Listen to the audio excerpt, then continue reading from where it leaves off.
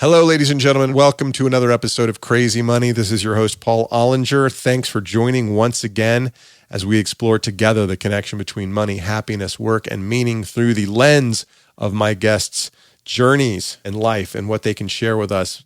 This is actually a rebroadcast from 2019, but today's a very special guest, one of the most highly rated episodes of Crazy Money. It's a conversation with my friend Gianni Le Nguyen that we recorded at the San Diego Comedy Festival a couple of years ago. The theme today is the Asian American experience. According to Pew Research, Asian Americans are the highest income, best educated, and fastest growing racial group in the United States. They are more satisfied than the general public with their lives, finances, and the direction of the country, and they place more value than other Americans do on marriage, parenthood, hard work, and career success. And I wonder if after you hear Gianni's story, which includes many trials and tribulations and incredibly hard work to get not only to the United States on the part of her father and she and her little sister, but a lot of sacrifice and just surviving once they got here. Gianni left Vietnam at the age of 5 years old. Late one night, early in the 1980s, her father wrapped his two young daughters in a fishing net, then rowed a basket boat out to meet a more seaworthy vessel about a quarter of a mile offshore. The family spent 5 days battling storms, illness, and indeed a pirate attack. The pirates took everything the passengers had, including their dad's official paperwork, which really complicated their eventual arrival in the United States. They spent years in refugee camps in the Philippines and in Thailand, as you'll hear Gianni share in this episode. And then once they got to America, the hard work was really just beginning. Over 40 years later, Gianni is a successful entrepreneur, mother of four, and a wife to an American guy named Brian, who happens to be a good friend of mine. They live in San Diego, and they have a beautiful family and a beautiful life. And I think that you'll really find enjoyable Gianni's perspective on what it means to be an American and what it means to be successful. This, my friends, is Gianni Le Nguyen. Gianni Le Nguyen. Am I saying that correctly? Yes. Nguyen? Yes, Nguyen. Nguyen, Nguyen like or Nguyen. Nguyen? Yep, Nguyen. Nguyen, not Nguyen. Actually, the real pronunciation is Nguyen, but since... I can't make my mouth right, do that. so Nguyen is pretty good. Gianni Le Nguyen. Fantastic. I've only known you for 19 years. Not long enough. Welcome to Crazy Money. For the few people in the crowd here, we're coming at you live from the San Diego Comedy Festival. Not live to tape at the San Diego Comedy Festival. There are a handful of comedians in the room. So my podcast, Crazy Money, is a podcast that exists to help people understand how their personal connection to money helps them make better decisions to live a happier life. And what I'm fascinated with is how the stories of our youth and our families inform what we want from money as adults, what careers we've gotten into, etc. And so Gianni has an extraordinary backstory, and I want to share it with you and with the listeners of this podcast. Gianni. Yes. How old were you when you came to the United States of America? I was 5 going on. There was a 6. 6. How did you get here? Well, it's a long story. Some of you may have remember reading about the boat people in the late 70s or early 80s. I was one of those boat people. We escaped our country in the middle of the night, Vietnam. Escaped Vietnam in the middle of the night on a boat. We live on the near the shore, so it made it easier, but the boat that we originally got into is actually a basket, about 7 feet in diameter. My father snuck my sister and I in a fishing net and put us in this basket, then row it out to a boat that was probably about a quarter miles out at sea. And that boat is, I want to say, about 25 to 30 feet in length at most. Could probably fit comfortably 15 people, but we had a little over 30 because when we were at sea, people were just begging and asking to come. So my dad people just kind of piled in. How long were you on that boat? We were on that boat for 5 days and 4 nights. It's a long 5 days and 4 nights because... Where was it supposed to be going? We went to where it was supposed to go. We were going from Da Nang to Hong Kong. We stopped on an island along the way, and after that stop at the island to get fresh water, we were pirated. What does that mean? So it means there's pirates at sea. They stop your boat and they take everything you have on your boat. So that's what kind of happened to us. Tell me about that. Well, I don't remember much of it other than a lot of loud noise, commotion, guns, knives. A lot of my dad handed over this box, which had everything he's ever owned, all his paperwork, all the jewelry, just everything that he had brought from his home city, country, and handed over, and with the hope that in exchange, everyone's lives would be saved. And that did happen. I mean, my dad was not the only one who handed over everything. Everyone else did too, supposedly. Mm-hmm. Do you remember what you were eating and drinking on the boat? Oh, I tell you this, it's a little embarrassing, but to go to the bathroom on a boat this size, you put your bottom over the edge of a boat. So I fell into the ocean. And they got a laugh from a bunch of comedians, and comedians love tragedy. You're going to get a lot of laughs today. And my father dove in to take me out of the Pacific Ocean, but by the time he'd done so, I drank a lot of water, was sort of on the verge of dying. So the last 2 days of my trip was kind of a blur, but just remember, the passenger saying, your daughter dies, you need to throw her over the board. She's going to be contagious to the rest of the boat. And so, it's a lot of it because they don't know. They see this kid, she's sick, and I'm just throwing up, and my fevers were high. So the only thing I remember telling my father is if something happened, please don't let them throw me into the ocean. That was sort of my plea to my father. And, we made it to the shores of Hong Kong in the middle of the night. I remember seeing city lights from afar and being extremely happy that we saw city lights. But that was just the start of the journey. When you landed in Hong Kong, where did you go? We landed in Hong Kong. We stayed on the cement pier for about 3 or 4 days until they can process all of us. Where are you sleeping on that pier? On the cement pier with a tarp. You're just sleeping on the pier? On the pier. With a tarp? With a tarp over Comfy. us. Yep, very comfortable. The smell of the sea was very comfortable. And then my father had lost all his paperwork, although he had served in we call it the American War, and here we call it, in the Vietnam, and in the States they call it the Vietnam War. He had fought for the South, which is also the side the American was helping with, and we lost, and as a result, here we are. What year was this? Now, when we left was now we're about 1980, 81. So this is several years after the war had. Yes. After the United States had exited. Right. Vietnam. So when the U.S. had exited Vietnam, my father had an opportunity to leave. He had been injured in the war, and he has an amputated leg or foot. At the time, his family was not near him, so he decided that he was not going to try to escape then. He waited until the right time for him, so. It took him a while to plan the escape. I mean, think about it. Don't emigrate until you have a couple of daughters you have to carry with you. that makes bailing on the communists a lot easier. Yes, absolutely. It makes the journey more exciting. Okay, so you're sleeping on a pier in Hong Kong for 3 or 4 days. Right. Because your dad's lost his paperwork. Right. And they, I'm sure we were not the only boat people that landed in the Hong Kong Bay or during that week, even that month. So there has to be some kind of an area where they have to process all these refugees that are coming through.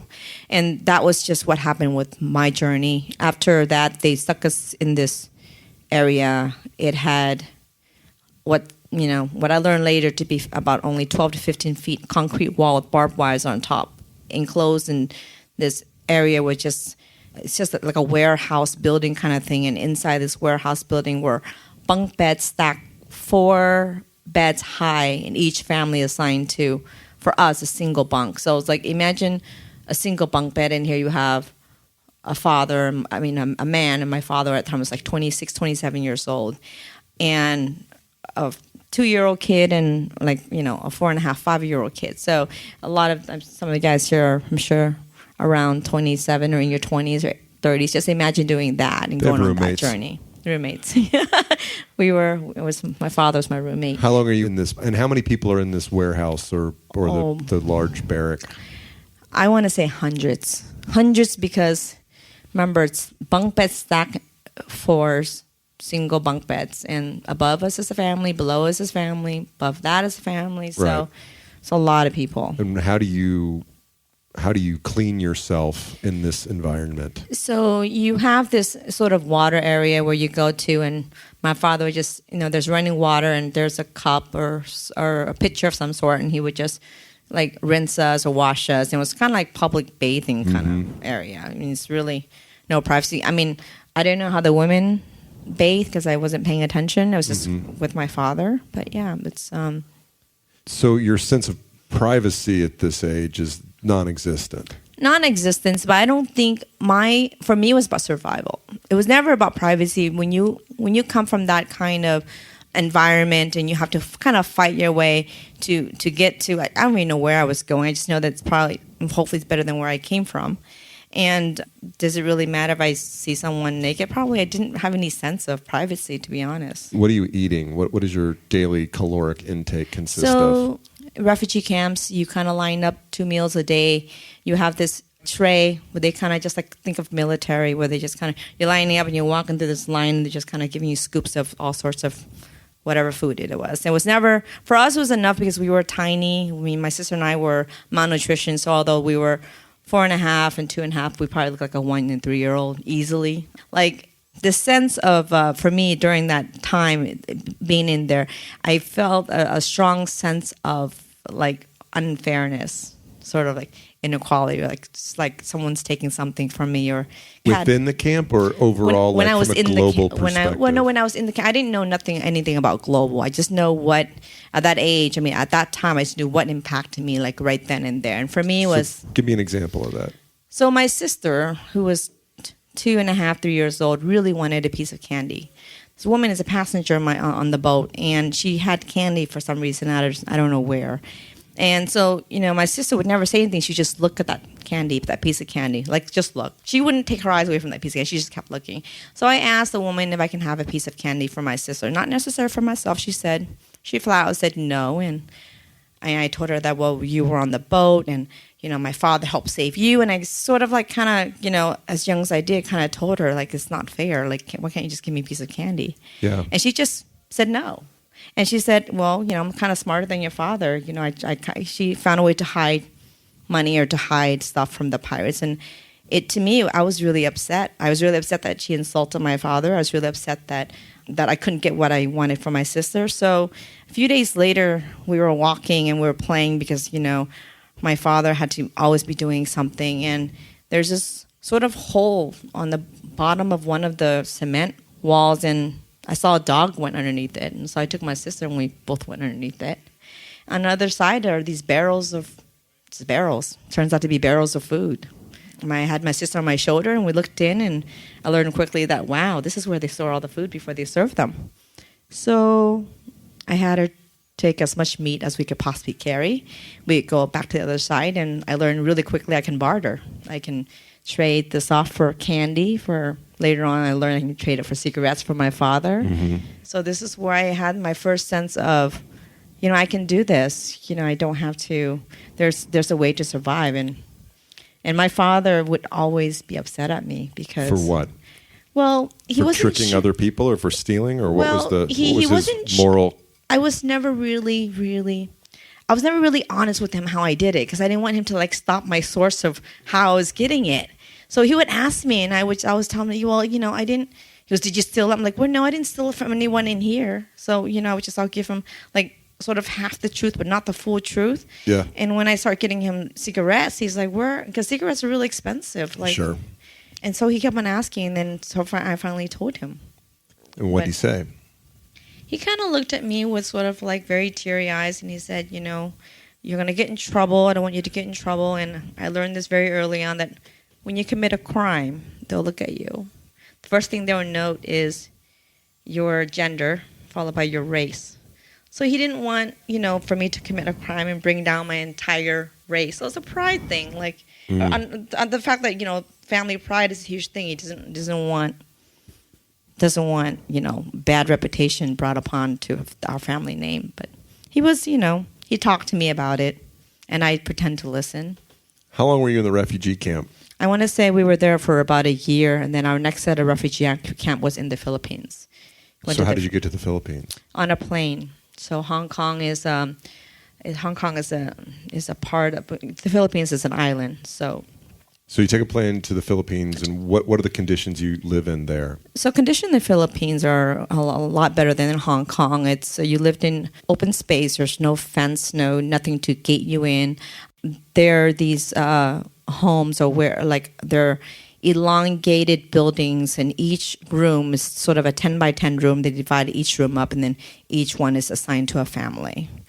And so, which is a lot more space than we had before, which is a bunk bed with more privacy, if that's what you want to call it. But my father had to go learn all these different classes he had to take to acclimate for our transition into the U.S.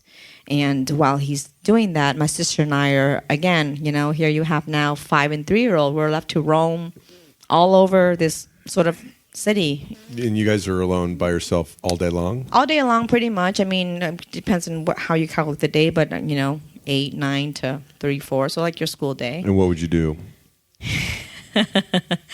Well, at first we were, because my dad would always ask the neighbors to watch us or stuff like that. So first we were just playing tag and doing things like that. And then I wanted to eat something. It's always driven by food, I find out. It's like I want something because it's always with food.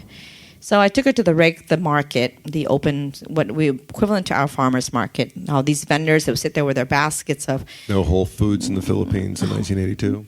I don't remember any, but I'll think about it. That's a no.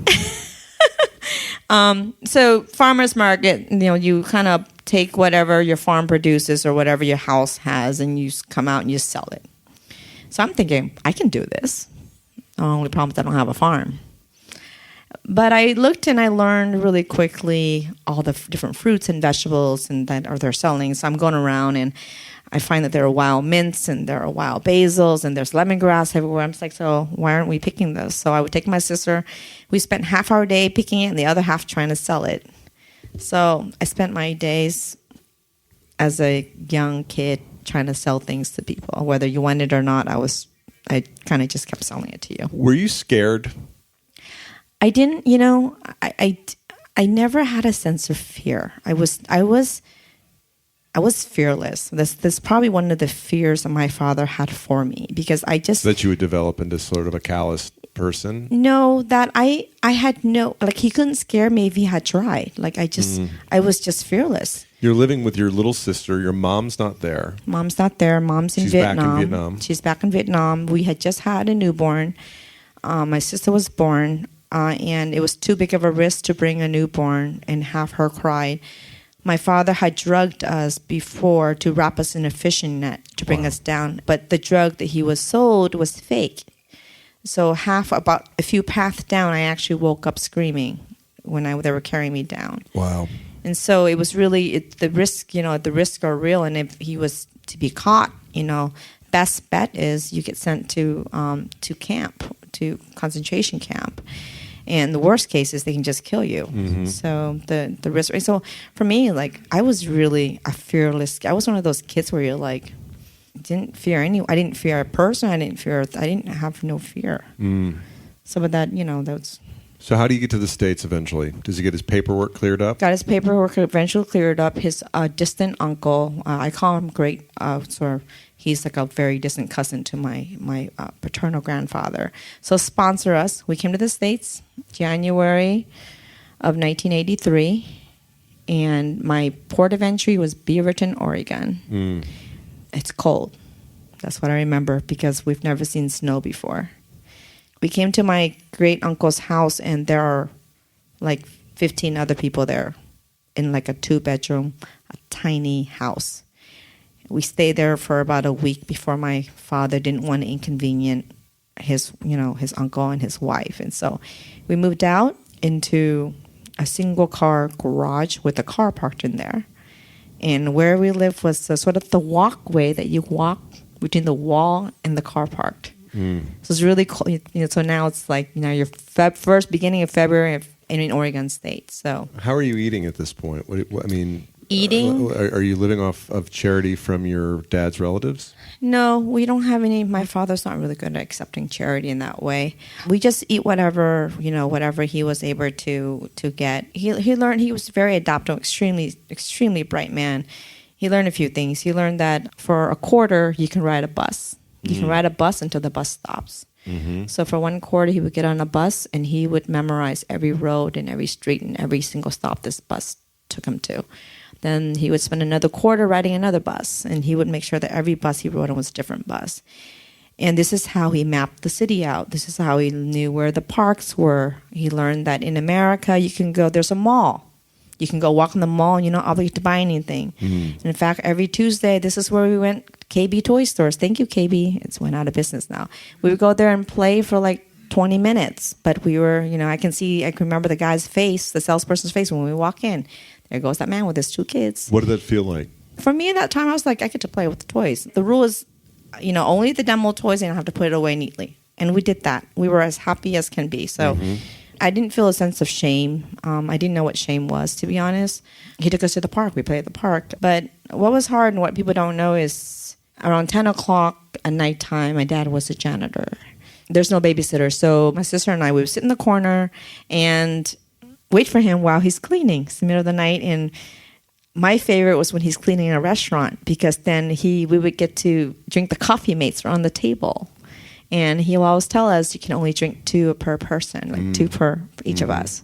But that was like, I look forward to that. Like okay, shots when is the restaurant going to be next? Right? Yeah, shots of coffee mates, like a form of milk. And he would always try to leave like a quarter or something behind for the coffee mate that we would take. Wow. So he has this sort of very strong sense of, he doesn't like to kind of owe anyone anything. So. Honor. He's got a strong sense of honor, or he had one.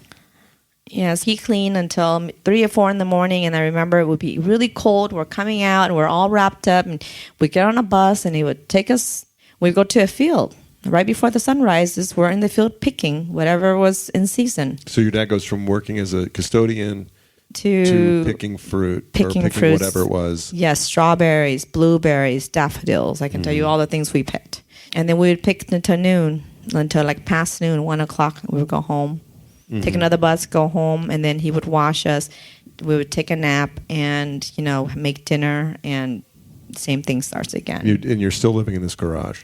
No, he was, he's really resourceful. We only lived in the garage for, I think it was like a month, 6 weeks. He earned enough money to then found a 2-bedroom apartment shared with another gentleman that he had met, who's also a refugee, who had 2 young kids. And so now we're in this tiny 800 square feet, 900 square feet apartment in Beaverton, Oregon. That's sort of our first, I guess you can call our first home. When do you enroll in school, and what are your impressions of the other kids when you do? I spent my first few months in the States working with my father. I wouldn't say working with my father, more like he's working and I'm watching, although I did help him a lot when he's in the field and actually picking things. I think we started school that fall. Because when I started school, I didn't speak a lick of English. My elementary school was called Vos Elementary. I remember vividly because it was a circular building. And there were corridors you would go to, and I was using the boys' bathroom for a little over a month before I realized in America they have separate bathrooms for boys and girls. So that was interesting. I went to the bathroom one day, saw the word boys on it, was really bothered that they didn't have the word girl on there. Right. Went and tried to communicate to my teacher with as much English as I knew that, they forgot the word girl. And then she walks me down to the next corridor, and there's a word girl, and then I learned that. And then I explained why these boys were looking at me, really. Did you feel like an outsider when you started school? Did you know that you were different? I did, because not too many people look like me, mostly Caucasians. I was probably one of the few, if not like another maybe Asian family in my particular grade. I was the only Asian, but it didn't. Again, I was a fearless kid, and I had no sense of shame, and I have no sense of fear. So, I'm all about survival. I'm like, bring it on. You told me an interesting story of one way your dad helped you and your sister learn English. Yes. So the great thing about living in a sort of suburbia, little town like Beaverton, Oregon, is you have the Mormons. You have the Christians, you have the Catholics knocking on your door. And they knock on with one purpose. They wanted to teach you about the religion, and we're Buddhists. But my father would invite all of them in. It didn't matter. And he learned very quickly that these guys are very patient. So These polite Mormon kids will just sit there. yeah, and they talk to sit you. there, they talk, And so the Mormons came twice a week. The Catholics came once a week, and the Christians came once a week. So 4 days a week, we had 1 hour of religion. We didn't understand a word they were saying. But what was nice was this good interchange of language. I'm hearing someone speaking English to me, and it's not on a TV. They're teaching me how to read. They're helping with my homework. So that's my father's way of getting me free tutoring. Sundays became very interesting because every single church wants you to go to church on Sunday. My father would tell them, Free donuts. Free donuts. That on Sundays the day we learn my language. So he said you can take her 1 day a week, 1 day a month. So one Sunday we would go to the Catholic church, one Sunday we would go to the Mormon church, and one Sunday we would go to the Christian church. And there's one Sunday where we didn't go to any church. So that was my upbringing for like a few months in terms of religion. So let's fast forward to high school. Yes. Where are you living? What's your family situation? What are you thinking about what it's going to be like to be an adult? I grew up in San Diego. I grew up in City Heights area. So it's the ghetto of San Diego, some would say. Very rough, a very, very rough upbringing. I told you my father was an amputee, but he was working anyways. What kind of work? Was he still doing custodial work? He's just doing, whatever work that he can get to sort of like earn a living. So random work. And my mother, who had joined us now, and she's the reason actually we moved to San Diego. She couldn't take the weather of Washington State in Olympia because we went from Oregon to Washington, then down to San Diego. It was rough. My mother is not your ideal mom by any measure. I didn't get much support, but my father made up for a lot of that. I mean, he did everything and anything for us. He's actually my life, my hero. He's done it all. But being brought up, coming over the way I did, entering this country the way I did, gave me a lot of appreciation. So in high school, it's about earning for me. It's about being the best student. It's about trying to do it, the best I can to get myself out of there. It's about being educated. So I did that. What kind of work did you think you wanted to do when you grew up? Well, when I was in 5th grade and you asked me that question, I wanted to be the president of the U.S. And then later on, they told me... It's not too late. No, they said you had to be born here, so that became a problem. And right. I had this thing where, I'll change the Constitution. So I had that thought, too. Then later on, of course, it's too idealistic. I want to be a lawyer at one point to fight for women's rights because I believed I was going to come back to Vietnam and fight for women's rights over there. That quickly became dim when I realized I didn't really like to learn law in that way. So, but my natural tendency has always been an entrepreneur because my ability is I can see opportunity whenever and wherever. I did that all through high school. In fact, I made a lot of money, more money. What were you doing in high school to make money? A lot of random things, all legal, of course. Yeah. My first real job in terms of like paying taxes kind of job is I got a job at a chiropractor's office. When I was working there, I realized, dude, this guy's paying me $4.25 an hour. I'm a receptionist, and I got to go. And at that time, San Diego had a high rate of immigrants from Ethiopia and Somalia. It just didn't like doing what I was doing because it was just... But I realized he was making a lot of money for accidents. Yeah. I learned that it's a rule of thirds. The lawyers make a third, the victims made a third, and the attorneys made the other third. So I'm thinking, like, why do I want to make $4.25 an hour? I wonder how much this guy's going to pay me if I kind of like brought a patient to him. What did you think of American kids? Ooh. Now, then, or when? Then. What was your impression of your classmates?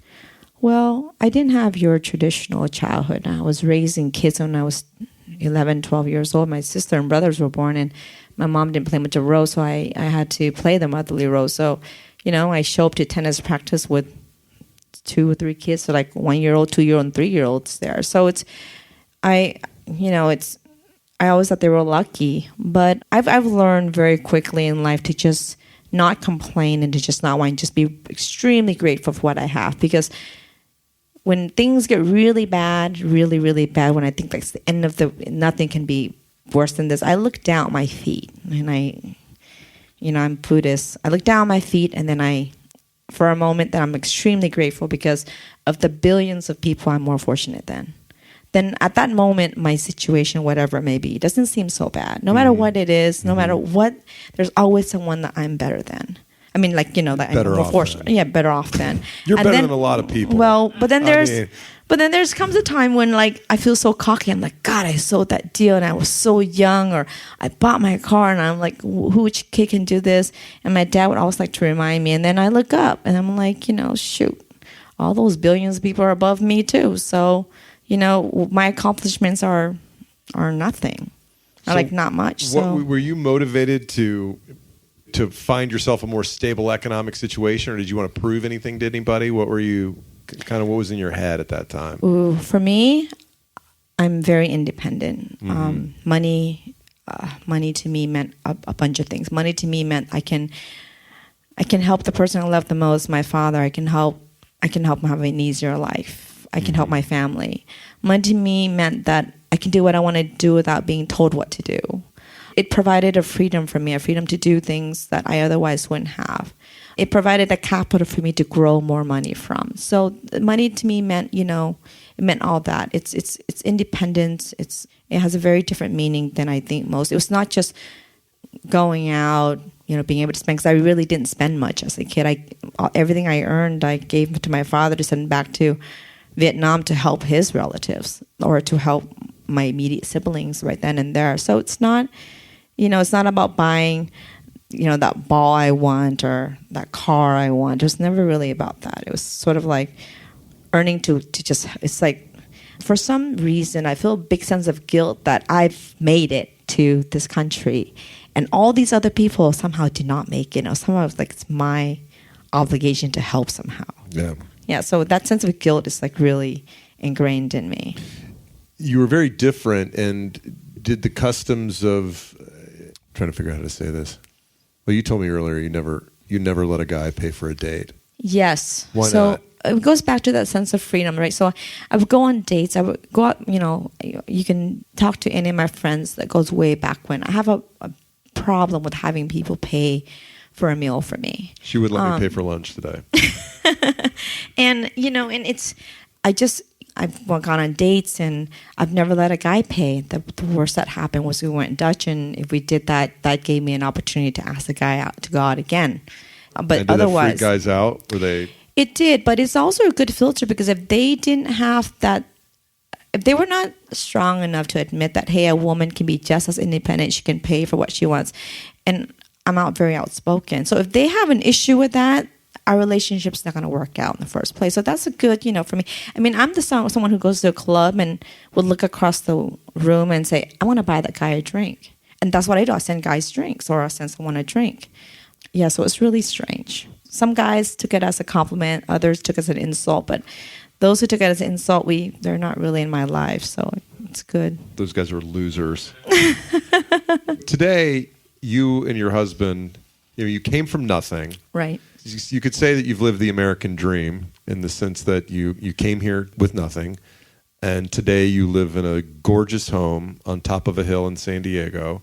You have 4 beautiful children going to great schools. How does that feel? I can tell a lot of people that I've been to a lot of countries. I lost count of how many. I want to say over 40 countries. This is one of the only few countries where you can come to. If you work hard and you try hard and you just go at it, there is a future. There is a way out of whatever socioeconomic state you're in. And I don't take the, some people says, oh, you're a minor. I don't take those as excuses. I don't think that. I think you can be a minor. I'm a minor. I'm Vietnamese. I'm a woman. I'm a minority. Yeah. And you do look young. That too, young for my age, but that's because I'm Asian. But all that, I don't use any of that as an excuse, because I think that if you try hard enough, you can get to where you want to go. Maybe the path is not the same. Maybe it's a little longer, but I never given up. I really have never, ever given up. But I also spent my 20s I've never saw the sun. I worked in the startup world. And Paul, you know this. I go to work before the sun rises. I come home from work after the sunset. It was not about an 8 to 5 job. It was always about doing it until the work gets done. I took a lot of pride in what I did, and I just dwell until I get it done. And if I didn't know, I would go into industries where I didn't even know what the industry is about. I would spend hours and days at Barnes and Nobles, going in that section and reading until I make notes and knew about every acronym about it. And then until I come in, I can pitch and I can sound like I know enough to sell them something, to talk about their industry. So I never gave up. It's just I kept going and going. And then the more someone says you don't know something, I took it as a compliment, because then it makes me want to go and learn about whatever it was that they're talking about. And I would learn it until I master it enough, or sometimes I purposely learn so I know more than them, so I can just go and tell them. What's the Barnes and Noble? Yes. I know. Isn't it unfortunate? So is there an Asian work ethic, or is that a gross generalization and xenophobia on my part? There's a very much so an Asian work ethic, I think. In the American culture, we are about individualism. We are about making sure we do well. When that 18 years old happened, you're out. You're trying to I'm going to college. I'm away from my parents. I'm doing this. When you're in the Asian family, it's more about us. You don't make it until your whole family makes it. So that's a different mentality to begin with. For me, if it was just me, I wanted to finish college. I wanted to go to New York. Where'd you go to college? I went to UCLA. Go Bruins. Go Bruins. I wanted to go to New York. I wanted to go to be in the stock market. I wanted to travel the world. I wanted to make it big. But my father was, my first year in college, my father had terminal cancer. So it was one of these things where if I had been really successful, and I am today, but I have been if I had $1 billion, right? It's a lot of money. But if I look back, and if my sisters, I have 4 sisters and 1 brother, and if any one of them failed or didn't go to college, which to my father was the most important thing, that we all were educated, that sense of guilt would eat me. So then I made the personal choice to stay local. I mean, LA, not very local, but close enough to help out. Yeah. But if that staying ensures that my entire family and all my siblings make it out of college, in which they all did, to top university and stuff, then for me, that is a sense of accomplishment, a sense of wealth that I don't think that you find a lot in the Western culture, because again, it's all about the self and not the us or the family or the community. So the way we know each other is that you married one of my very good friends from business school. Yes. And before you married him, you made him sign a contract, which had a few bullet points on it, but the one I'm interested in you sharing is the family one. Well, I wouldn't call it a contract. When my husband, I think he would. Yes, he would. It's not like he signed anything. He proposed to me in Angkor Wat, Cambodia. It was kind of awkward to be in a foreign country with someone who just proposed to you, and you're going to tell white guy, some random white guy, that you've been dating. But still, it's like you're in a foreign country, and you say no, and you ruin the rest of your 5-day vacation, which I worked really hard to get vacation. And so I'm thinking it really hard. I'm I really want. If I had to marry someone, I'll marry you. And he's like, that didn't come out right, So my poor husband, who's the most patient and loving person I know, but and a smart dude who had options. Extremely, he had options. Yes, he had a lot of options and lots of options. And I made notes on a piece of paper over 2 or 3 days of thinking about what marriage meant to me, and I came back with, I guess, what you call a term sheet. I know. It's memo of understanding. Almost comical. And the number one thing on there was family. I told him, I said, I know you know me, but to me, I would never love any person as much as I love my father. I love you, but my father is my world, my center, my universe. And he needed to know that that's how important, this is why I'm putting this down. And that my family is important. I've spent my life taking care of my family, and that doesn't stop when I'm married. So again, that sense of, outside of my sense of self. And I would keep my last name. when I'm married, because I understand in the American culture, they take their husband's last name. Keeping my own last name has nothing to do with not loving my husband. It's more, I love my father. Sure it doesn't. But, I share with you, my name and last name my birth name is Nguyen, and one day, and that day may be coming very soon, that I'll change my last name because of my kids. Because whatever I do and the work I've done, I want to make sure that my kids can somehow benefit from it. There's, 60 million Nguyen's in this world, but there might be only 100 Messics. What do you think of that? I think it's solid logic. If you're happy, I'm happy. You've walked the walk. There's a lot of talk about immigration in the news, and you've walked the walk on this subject. What's your point of view on it?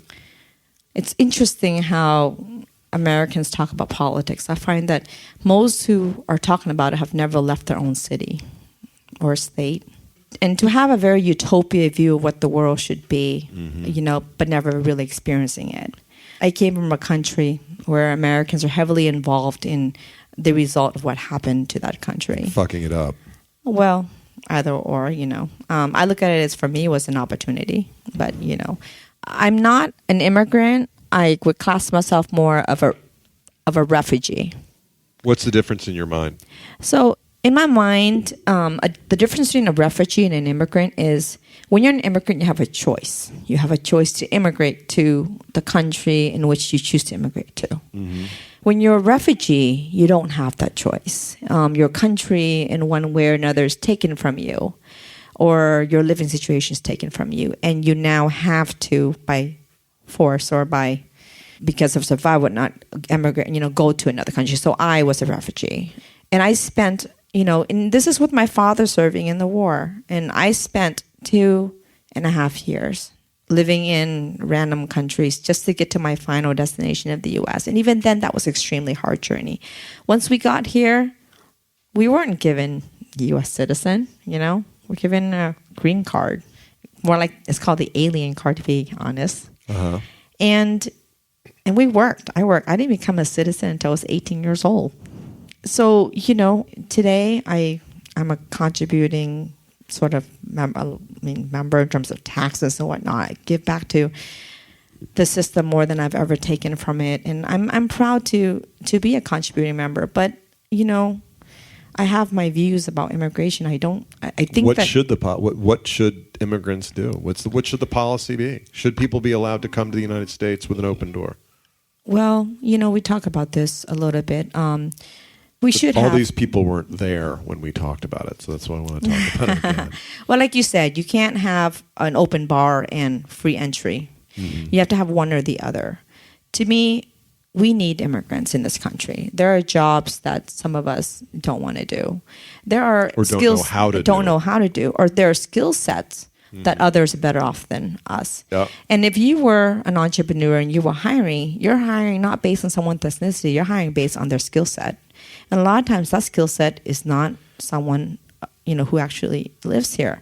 But with that being said, there is a process in which how all of this happens. That process needs to be followed through. There is no shortcut. There shouldn't be any shortcut. And it's just, for those who have been waiting, for those who have been there, it's just not fair. You are an entrepreneur, and among other things that your family does, you run a restaurant business.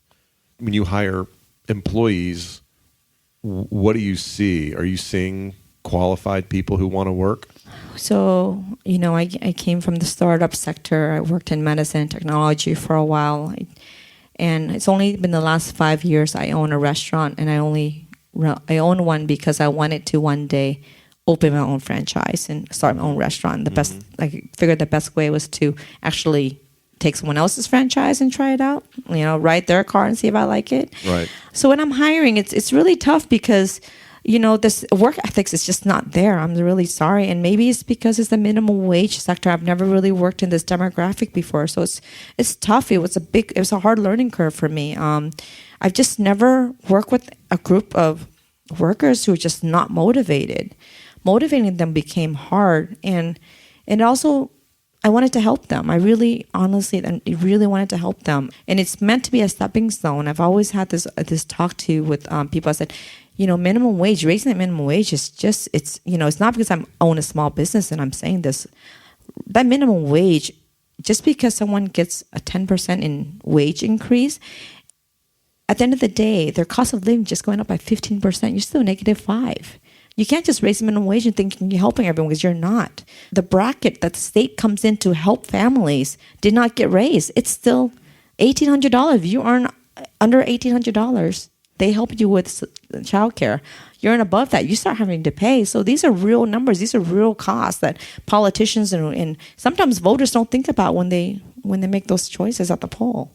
You're a practicing Buddhist. I am, yes. How does that influence the way you think about money or possessions? Very much so. So my father thought, it's going to be funny, that I have two paths. If I continue down the path I was, very entrepreneur, he thought that I can be a leader of a gang and, wouldn't think about it twice. He says I have that sort of like fearless factor to me. Uh-huh. So he wanted to put some religion, something to ground me. So he figured Buddhism school was a good place to start. I went to Buddhism school for 12 years. And in the beginning, I had a hard time. I had a hard time sitting still and learning how to breathe. I'm like, what is this? And it was just really tough. And, when I was trying to, and as a student in government, I was ASB president, did all this stuff. And they're like, you're Buddhist. You're not supposed to be trying to accumulate wealth. It's about letting go. It's about, and I'm thinking like, no, in life, you survive. You need money. I mean, you think this temple can be built because you have no money? If someone donates, they have to have money. To me, like the world revolves around money. And here they're telling me, no, it's about simplicity. It's about this. It was a big clash for me. But as time goes by and I learned, so what Buddhism did for me is they taught me to meditate. It taught me to live in the moment and to focus. It also taught me, I have a great sense of empathy, but it even brought that out more. To this day, I do a lot of philanthropic work with my children. Mm-hmm. I did that before them, but I believe in giving back in more ways than one. So Buddhism does a lot of that for me, but it keeps me calm because I'm normally not a calm person. I can see that. I'm a little firecracker. Well, you're talking about the intensity with which you want to chase money. How do you define financial security? And do you feel financially secure today? So for me, because I came from nothing, nobody really wanted to negotiate with me because I negotiate from a position I have nothing to lose. So financial stability, it's nice to have. It's nice for me, it's being able to go do what you want, buy what you want without thinking about it. We're not quite there yet because maybe it's ingrained in me. I always think about it. Will you ever get there? Because if you're not there now, what do you want that you don't have? I'm not sure I would ever get there. Recently there was a lottery, Super Lotto. I'm sure you guys remember. It's almost $1 billion, and we joke about what would happen if you win $1 billion. You'd want another $1 billion. Well, yes, but for me, I they're like retire. I'm like, what's retiring? Retiring is being able to do what I want to do, which without thinking about how much I'm going to get paid for doing it. Mm-hmm. So that to me is retirement. But you know what the world needs? Another comedian. Oh. You should join us. Need another Paul Ollinger. So do what you want without worrying about money. Right, without thinking about it. And to be able to provide, for me, my dream is, in my country, in Vietnam, when you get hurt, when you get in a car accident or you get sick and you show up to a hospital, you have to pay before service is done. Mm. So unlike here, you get hurt, you show up to the hospital, they're obligated to treat you before they even ask you what kind of insurance you have. Over there, it's not the case. So I've traveled there many times, probably been to Vietnam 40, 50 times, lost count. But one of the things I've also done when I'm there is I always go to a hospital and I buy all these medical vouchers. And I would show up to the ER room and I would listen in on these conversations and I can tell who is in really dire need. And I would just hand them like hundreds of dollars, which to them is millions and millions of dongs worth of medical vouchers for them to use to get that service. I would love to just, sit there and seriously do that all day long. Yeah. But, so those are, so to me, like, I don't know. I don't know what financial independence means. I don't have to worry about a bill. My house is paid off for. My kids are secure, and they can go to whichever college they want without having to think about should they get, can they earn a scholarship? Can they? Yeah. Is that an option? What do you want them to take away? Do you want them to understand everything about your past, and how do you want that to inform what they do with their lives? I think for my children, I definitely don't want I don't want anyone to ever have to go through what I go through.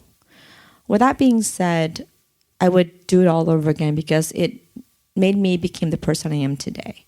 And as parents, our job is to protect our children. And I think, that's innate nature as a mother to protect your children. We live in an area, and it's like for them, it's like living in the bubble. I want them to be happy kids. That's my number one concern. I also want them to have a sense of purpose and gratitude. I want them to always be grateful for what they have. I want them to always try their best and never give up. So, those are the kind of things I want to instill in my kids. I mean, more than that, but those are sort of my basics. How do you do that when they're coming from a place of, great parents, but a place of affluence? Well, I try to expose them as much as possible. I'm very open about my upbringing. I'm very open about my experiences. Mm-hmm. I've taken them last year, I've taken them a lot of road trips. I've taken down people thought I was crazy. I took my kids down to Mexico, Baja, California on a road trip. Took them down for 7 days. We stayed at a different kind of accommodation each day. They were not all comfortable. We were stuck in a little tiny apartment in the middle of nowhere. We were stuck on a farm for a day. I take them to orphanages more often than not and tell them a little about the story, and then come there and having them play, my kids love soccer, love sports, and would buy them soccer balls, and the kids would bring them there. Every single Thanksgiving, we would do Thanksgiving in a bag where my kids would actually try to raise money, spend some of their money to buy things, and they would put these bags together, and we would go and we hand it to families. They physically actually hand them to the families. So, I tried. I would take them to Vietnam, have them volunteer. I want them to, to show them what real life is, because one day when that happens, and if they trip and fall, in which they will, I want them to be able to get up. You will fall. This is what I tell them. I said, you will fall, you will fail. Something bad will happen, but don't use that to keep you down. You need to know how to get up. And it's important to me as a mother to provide them with a toolbox with all the tools I can possibly think of to, that they can be exposed to, so that they can pull out as they're living through life, pull those tools at different stages of life and use that just to make it through life. Just be happy. Right.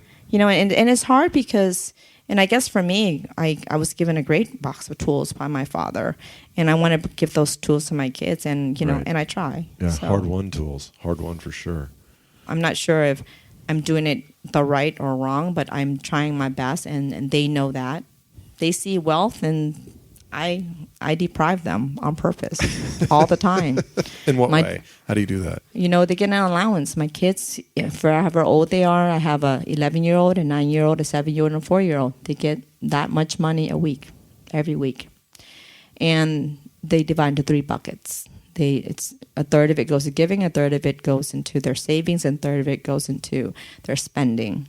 I tell them, I would give you whatever you need, I will buy it for you. If something you want, then it's something that you have to work and you have to get. So my daughter, for example, loves horses, really loves horses. She is obsessed with horses. Each horse riding lesson is $60. Can I pay for it? Sure, $60. It's a lot of money, but I can pay for it. But I chose not to. I said, Mommy will pay $40 and you pay the other $20. And $20 to her is a lot of money because she's, at the time, 9 years old. 9 times 4 is $36, and she only gets a third of that. It's $12. Yeah. It's 2 months before she can get 1 hour of horseback riding lesson. But when she gets on that horse, every second on that horse, it's golden. She, loves it. So, so I deprive my kids on purpose in that way. But if they need something for school, I'll buy it. But if they want something, and I tried to help them raise money. I said, you have $12, go make some more money. They want to sell lemonade, fine, I'll help them. We put a lemonade stand together. They sell the lemonade. At the end of the day, I take my cut. The sugar costs this, the lemon costs this. Right. Yeah. The next time around, they learn. They said, we're going to get free lemons. Going to ask the neighbor to give us free lemon. I'm like, okay. So they learn. Each time they learn. Yeah. Yeah, and even like picking, stuff from our garden and selling, I asked them, what's the price point you're going to sell it at? Yeah. And I let them drive that decision. They said, well, $2. I was like, how do you get that price? So we go through the whole thing where we go to the market, we find how much these things cost at the market, how much they would sell it for. Yeah. And I'll tell you, one of my sons says, I'm selling it more than the market sells it for. Yeah. I asked why. Mm-hmm. He goes, well, I'm cute. So, it's, Nice. so, okay, well, people will buy it from him because I'm like, why would a customer want to buy it from you and not buy it from like Whole Foods or from Trader Joe's or from Ralph's? He goes, because I'm cute. So, That's funny. That's funny. I like it. So that's how I try to teach he's picked up about some money. of your good traits. I like it. All right. Thank you, Gianni, for sharing your story with us. Thank you, Paul.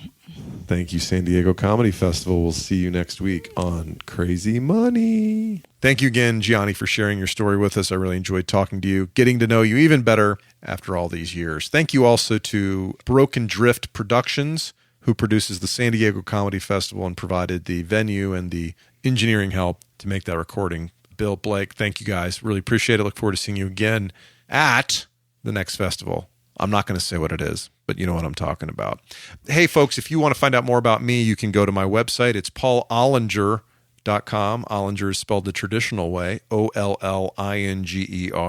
Send me a message. Tell me what you'd like to hear on upcoming episodes or suggest guests that you believe would be compelling. Also, if you want to hear me do stand-up comedy and you don't have the time to fly to where I'm going to be, dates on my website, paulollinger.com/events. You can listen to my comedy EP, which is like an album that's in better shape than an LP.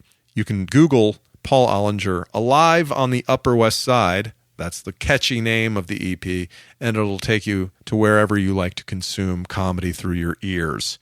Popular destinations where you might find it include iTunes, Spotify, YouTube, iHeartRadio, etc. Oh, also, very flattered to see that it's shown up on some Russian pirating site. So clearly, I've made it. Hey, thanks again for joining. I really appreciate you sticking with it. If you like us, go to iTunes or wherever you listen to this podcast. Give us a rating. Throw us a nice review. I sure do appreciate it. See you next week.